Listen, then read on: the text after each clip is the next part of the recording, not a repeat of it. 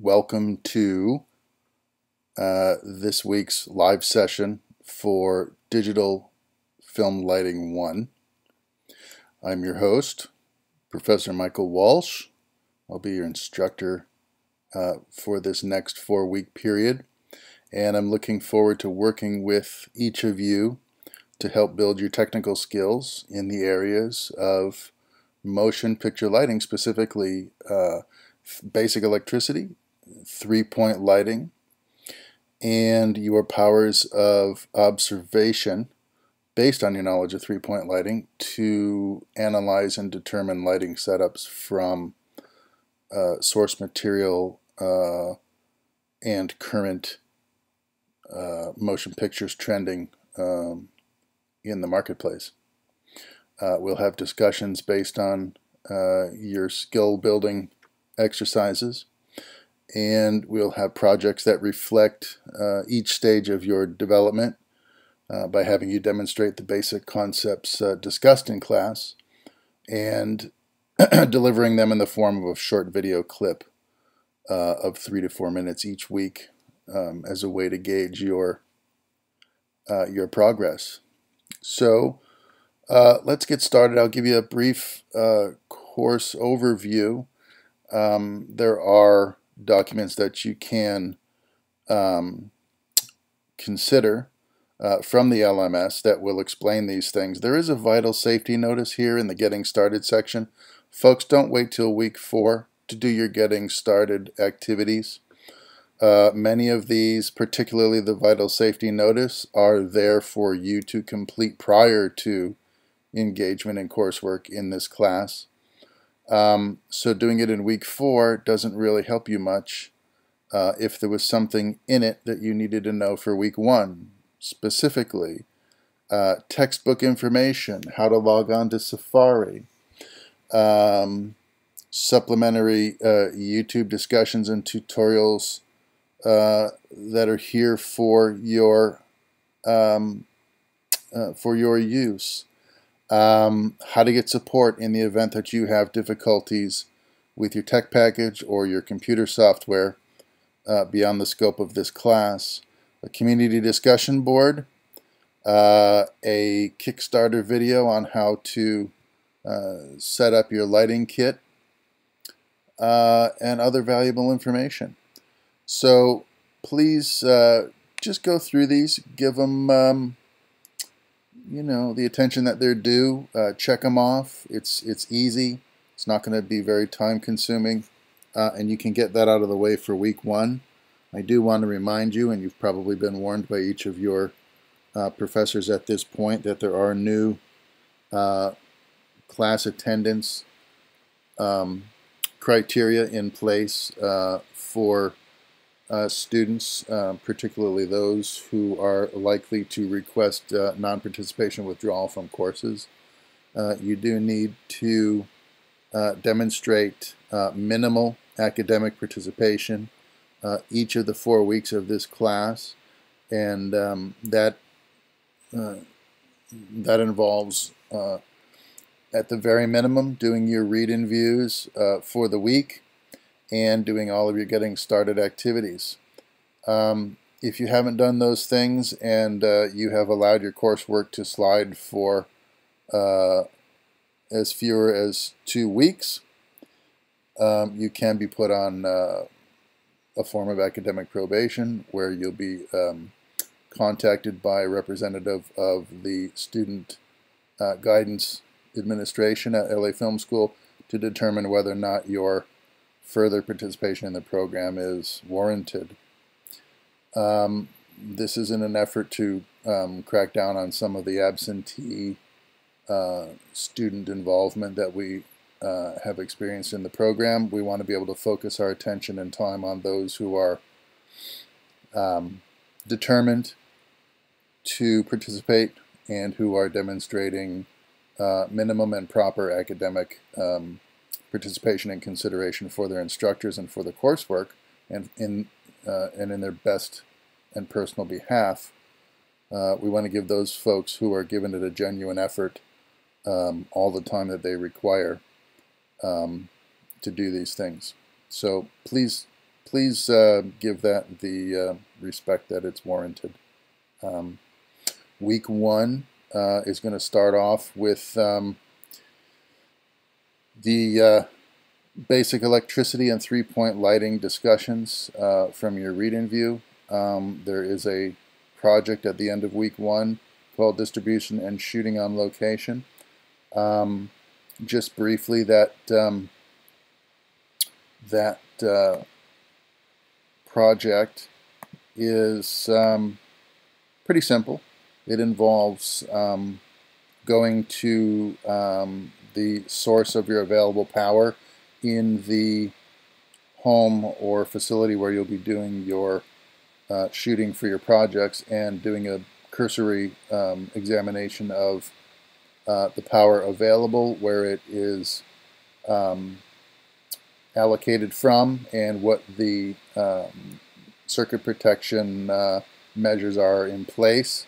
And you just fill in a worksheet that you can download on the LMS, the instructions for the project, and the worksheet in a pages or PDF format. Now folks, you can use either of these documents that you prefer, either the pages worksheet or the PDF worksheet. You can edit them both.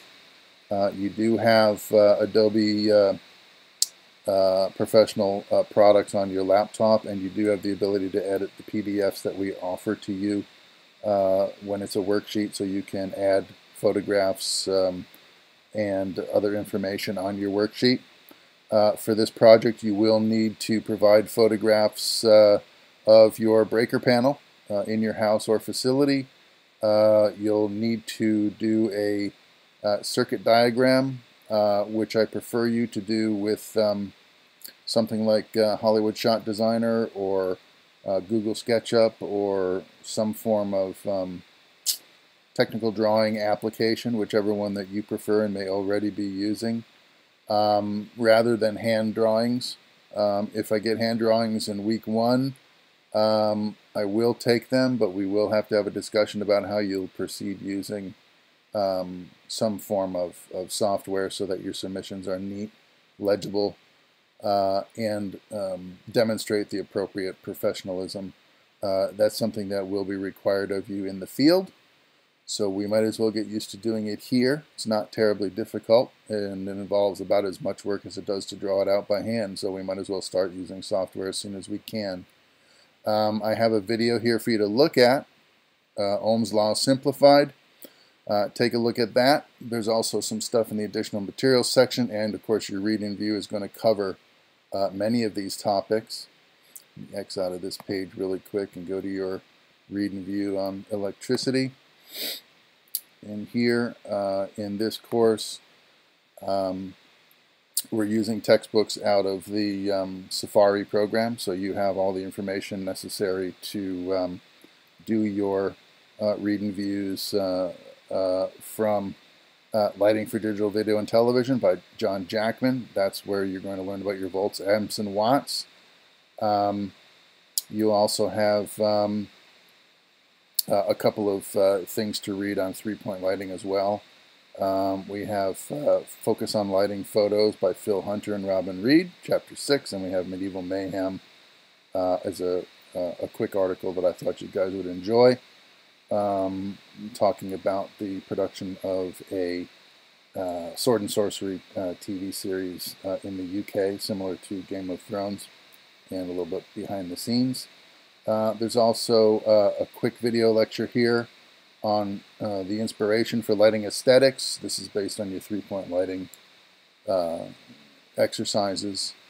And that's basically it for the project and reading for week 1. There is a quiz in week 1, your knowledge check. It'll be based on your reading view material, and it will be based on anything that you do for your project distribution on location. The discussion, lighting and style, pretty simple one in week 1 really. We'll take a look at it here real quick, but each week you'll have to do your initial discussions. You should know this by now because it's part of a lot of your other courses you've taken prior to Lighting 1. but you're going to want to do your discussion posts as early as you can in the week, because your responses are due on Sunday of that week. Now, it's very hard for students to respond to your discussion post, and reach out and try to reach out and connect with you if you haven't touched base with them prior to Sunday evening when the assignment is due. So logic would dictate that you want to do your initial post as early as you can to invite the possibility of the most responses to what you have to say. The thing about the discussion posts, guys, is they are important. They seem mundane, and they seem like perhaps they're not productive, but believe it or not, especially in these technical courses now, lighting and camera work, which we will be partners in for the next several months, the discussion posts are a good way for you to connect with your fellow students, to network a little bit, and to pick their brains and see, if somebody's particularly good at the concepts that are taking place that week. It's an opportunity to reach out and discuss subject details with someone other than me, to get to get a little difference in flavor and opinion on some of these topics. Obviously, being your professor, I'm going to endeavor to be the source of all critical information that you need to know, but there's still a real great benefit of talking with your cohorts. And you never know, some of you are a lot closer in proximity to one another than you realize, and you may also not realize that the film business, while it is abstract to you at this point in your early fledgling career, but suffice it to say that the film business is a lot smaller than you might think, and you'll end up meeting a lot of people from a lot of different places and realize that the sooner you learn to network, the sooner you may encounter these individuals again further down the road when you get outside of school and you start working in the real world. So use these discussion posts as an opportunity for you to start putting out some feelers into the community, the filmmaking community that does exist outside of the boundaries of your course and your curriculum, and get to know some of these folks. It can benefit you greatly in the long run. Okay. Our first discussion, lighting and style, is going to take a look at seeing light. You're going to watch a movie trailer, preferably with the sound off. It's easier to concentrate on the images. I find that the sound is a very provocative aspect of filmmaking, and it can coax you into becoming an audience member instead of an analyst, and therefore watching without the sound may help you focus more on strictly on the images and what the images are trying to communicate to you. While you're watching this video or trailer, you're going to take a look specifically at the lighting.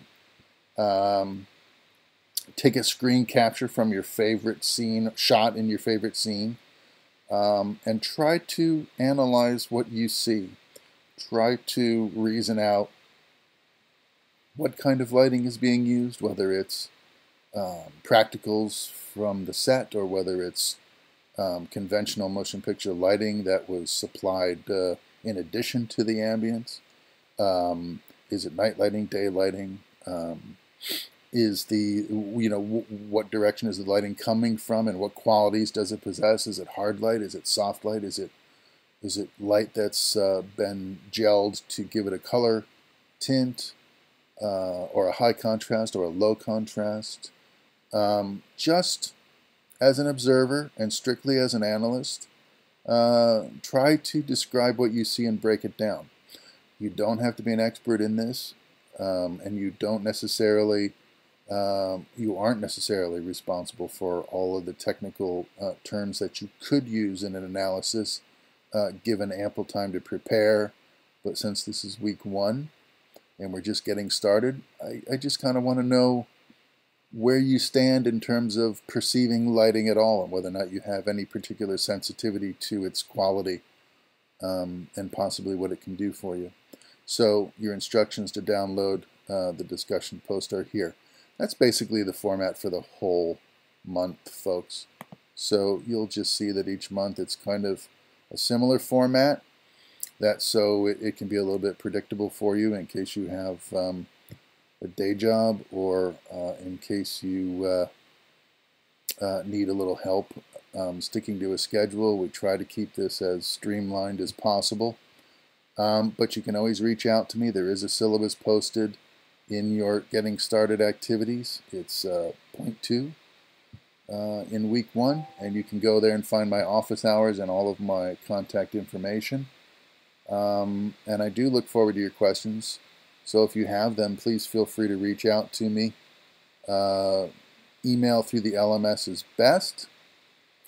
Phone messages to my office phone will hopefully alert me on my cell phone, although occasionally calls do fall through the cracks. So you might want to have 1 or 2 forms of contact available to make sure that your questions do get through to me. I try to answer emails as quickly as I can, but I have several classes and many students, so just be aware of that, and understand that I'll get back to you as soon as I possibly can, because my goal here is to help you succeed and understand and appreciate lighting. I'm not here to stand in the way of your academic success, and I want you to do well in this course and walk away with some really useful and marketable skills. So let's proceed in that spirit.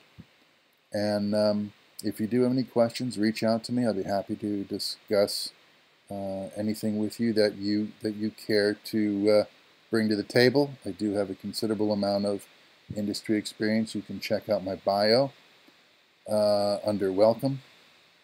And if you have any questions about that, I'd be happy to answer those as well. So I think that's all I have for you. Oh wait, one more thing. Let's go scroll down to the bottom of our course site. Don't forget the student evaluation. Please do it. We're not fishing for compliments here. What we're trying to do is gain awareness of your genuine feelings about how the courses are set up, whether or not you feel they're effective, whether or not you feel your instructors are effective, how the course could be made better, or how the course could be made more efficient for your learning needs. This is an important part of how we design the program. So your input is important to us because it helps us tune things up and hopefully make it better for you and for the students coming up behind you. So please do the evaluation. It's open until December 31st of this month. And there's a student media policy and a student late work policy. Please be aware of these 2 policies. Open them up and read them at some point. Check the box on your profile so I know that you've taken a look at it. It's really important for you to understand the media policy. It regards use of weapons, drugs, and alcohol use in your student projects, what the legalities are, what our concerns are for our brand and our liability, and what we feel is appropriate rendition on the part of students in terms of their coursework. So check that out. Please read it. It shouldn't take you more than about 5 minutes, but it'll help you in the future if you have certain decisions you're trying to make regarding content that you can submit for a grade. And while we're talking about submissions for grade, we might as well look at the student late policy. That'll take you about 3 minutes to read. It has been updated since last year. Basically, any coursework that's not completed by the end of week 2 for week 1, the coursework will close and it will not be accessible to you beyond week 2. The same for weeks 2 and 3 in the coursework.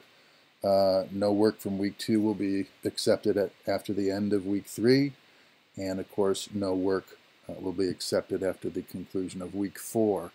The traditional 3-day consideration period for late submission of week 4 will still be in effect for week 4.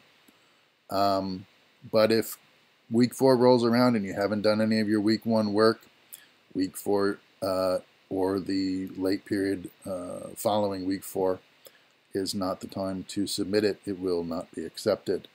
So please keep that in mind when you're budgeting your time. It's really important that you get your work in on time.